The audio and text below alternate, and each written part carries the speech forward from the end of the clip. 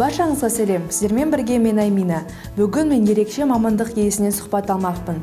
Ол сұлулықты және әдемілікті бағалайтын ерекше жан. Таныс болыңыздар, қаламыздың танымал стилистердің бірі Бұлбұл Қалқамбаева. Сәлеметсіз бе, көңіл-күйіңіз қандай? Сәлем Аймина, таңғы көңіл-күй өте тамаша. Бұлбұл ханым, сіз өзіңіздің Instagram парақшаңызда өте белсендісіз. Парақшаңызда көбінесе стилистика бағытында түсіндіресіз. Жалпы бұл сала сізді несімен қызықтырды және бұл салаға келу сізге не түрткі болды? Жалпы стиль деген ол біздің қазақы қоғамға кенже келген стиль, кенже яғни кешігіп келген стиль. Біз психология келген кезде қалай жаңағы елдің барлығы қабылдады, жылап, сықтап, ауыр келді.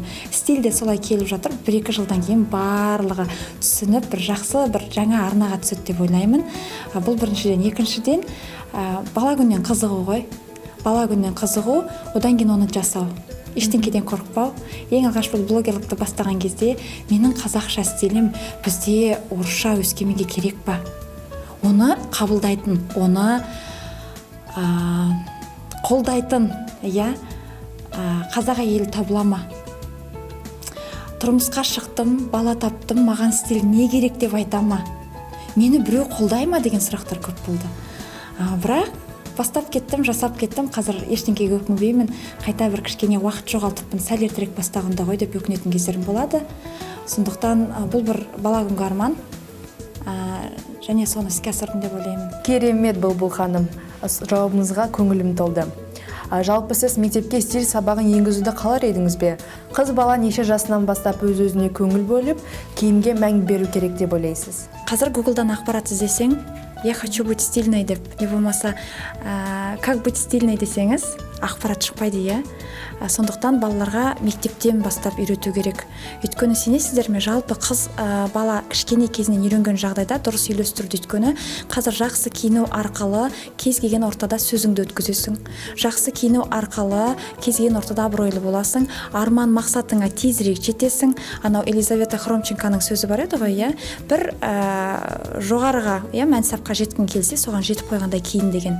Яғни кез келген ортада бұл стиль деген, бұл сенің ішкі меніңді көрсететін, ішкі бір жан дүниеңді көрсететін, ішкі дауысыңды айналаңа естіртетін, бір ішкі бір мықты бір стержен дейді, мықты бір өзек болып тұр да қазір. Сондықтан мектеп жасынан бастап енгізу керек, қыздар соны біліп өсу керек, бой түзеп өсу керек, жалпы этиканы, киіну этикасын барлығын білу керек. Негізі мына анаға қарап қыз бала бой түзеп өседі. Сондықтан біріншіден біз қазір кішкене сәл кемдеу жіберіп алдық қой, қазақтың қыз келіншектері, өзімізді түзеуіміз керек. Өйткені қыз бала мен ананың арасында ешкімге көрінбейтін бір күшті алтын көпір жатыр. Ол көпір өте мықты. Ол көпір деген енді бар ғой, мощь дейді ғой, ол бір өте қуатты, өте бір в энергетическом плане, энергетика жағына мықты көпір. Оны ешкім көрмейді, оны қыз бала мен мамасы ғана көреді. Сондықтан мамасы не істейді, анасы не істейді, қыз соны қайталайды. Сондықтан біз сәл кемдеу қалып қазір үйреніп осының барлығын қолға алып жатырмыз ғой. Ал қыздар жаңағы бізден кейінгі ұрпақ, сіздер осы кезден бастауларыңыз керек. Дәп бүгіннен бастап жаңағы анау шекарадан асып кетпей қалай киінуді үйрену керек. Бізде сәнді киіну деген ол тым шолақ киіну емес. Бізде сәнді киіну деген ол тым жабық киіну емес. Оның өзінің амал айлалары бар. Соларды меңгере отырып, қыз балалар үйреніп шықса, бізде болашақта өте күшті болатын секілді. Бір қымбат зат немесе бірнеше арзан зат, қайсысы ұнайды, қайсысы тиімді деп ойлайсыз сіздің ойынша?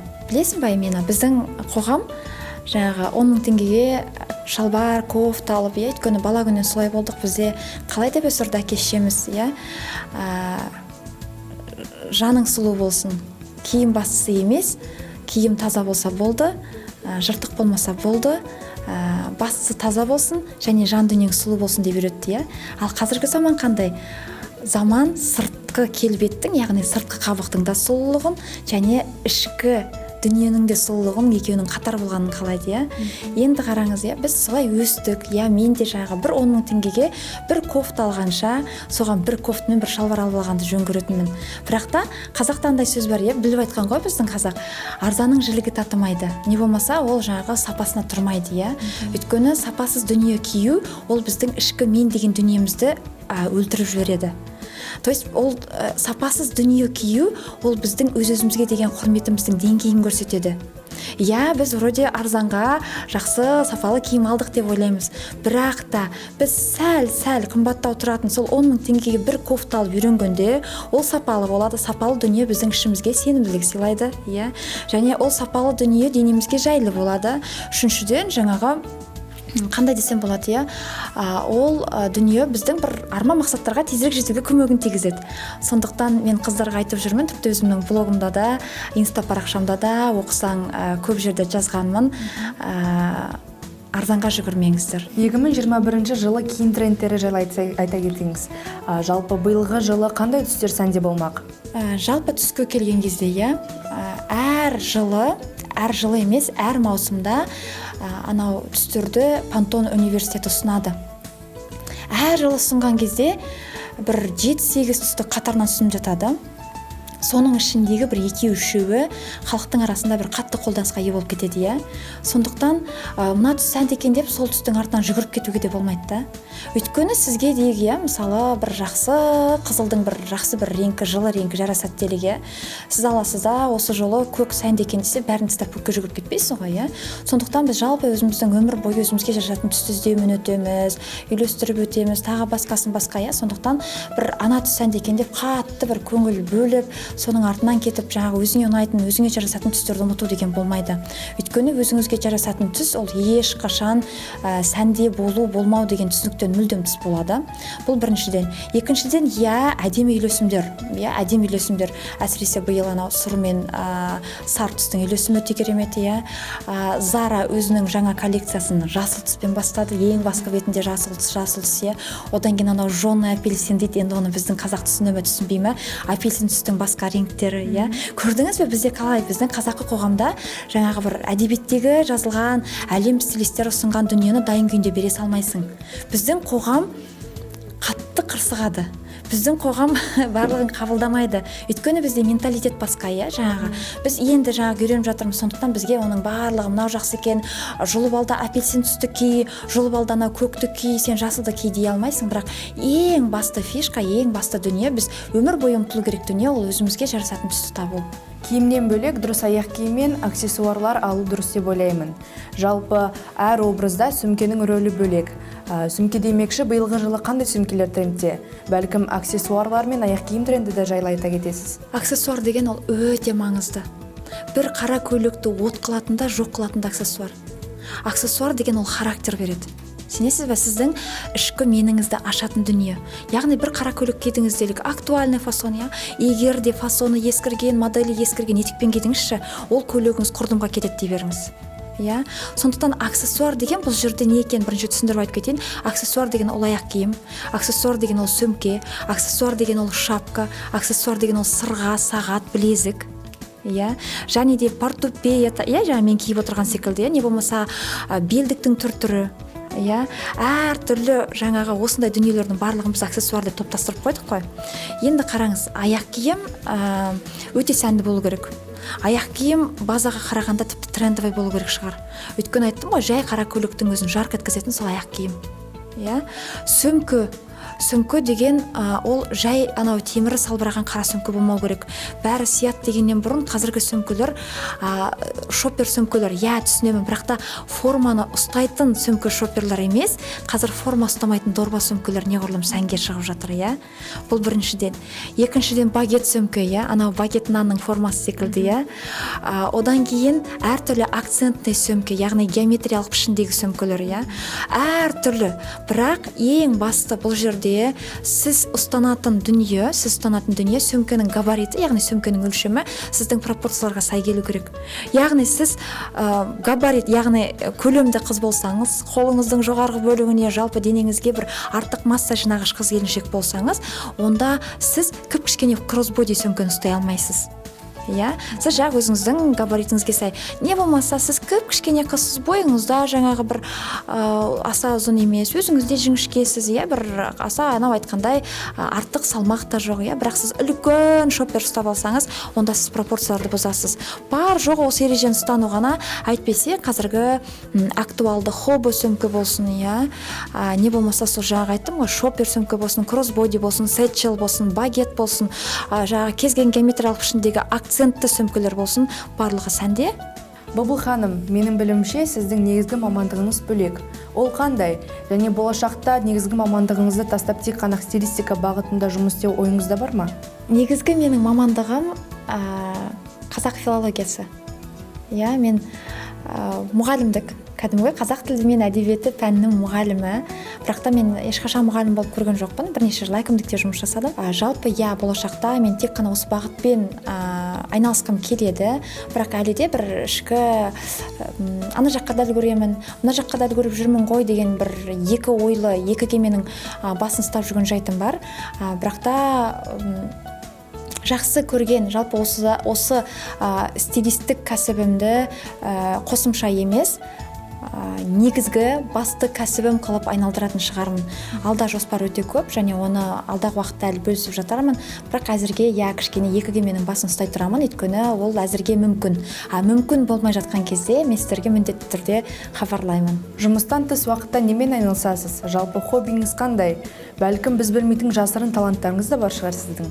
Менде сол қазір жұмыстан тыс уақытта дегенде сол стилистік кәсібім қосымша болғаннан кейін тіпті бір анау айтқандай 24 сағат тәуліктің маған жетпей жатады. Өйткені жұмыстан келемін, менің жұмысым стилистік қызметіме ешқандай қатысы жоқ. Кәдімгідей кабинетте компьютердің алдындағы жұмыс.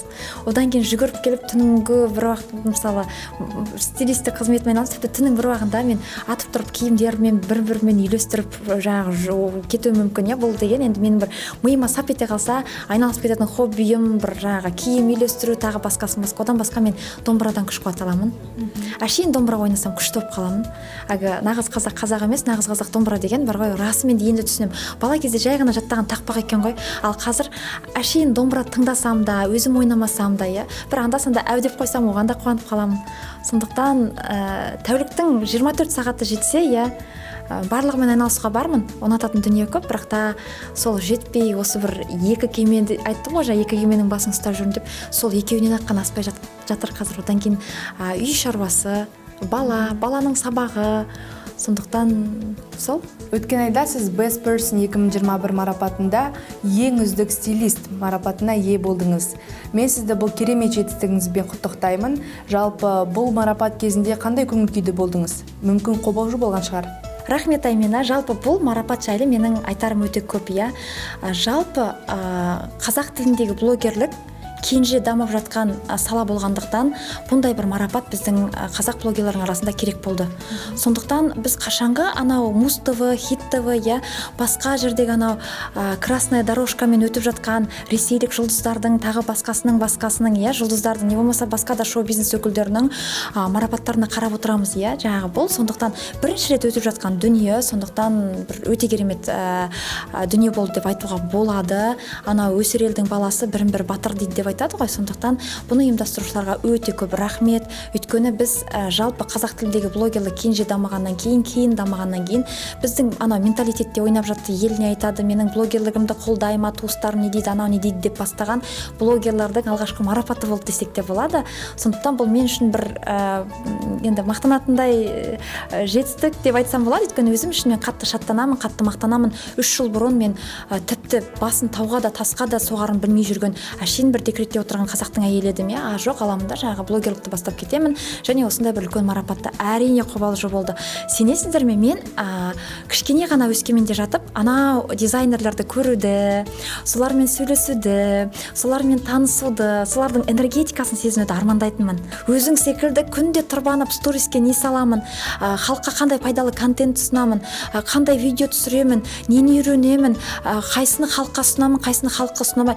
Әр блогердің артынан бір ауылдың халқы бар, сенесіз бе? Ол ау десе соған сенеді. Ол әу десе, кеттік десе, шаптық десе, қоса шауып, қоса жүгіріп кететін халық бар да. Және сондай қыздармен, сондай мықты қыздармен бір кеште болу маған керемет бір құлшыныс, керемет бір алдағы өзімнің осы кәсібімдегі бір жаңа белестерді бағындыруға деген ұмтылыс сыйлады. Сондықтан бұл марапат жайлы енді мен бір күшті, бір жақсы бір көңіл күймен айтып бере аламын сіздерге. Бұлбұл ханым, бүгінгі сұхбатыңыз үшін көп рахмет. Сізге тек қана шығармашылық табыс және отбасыңызға береке тілеймін. Достар, осымен менің бүгінгі сұхбатым аяқталды. Келесі кездескенше сау болыңыздар.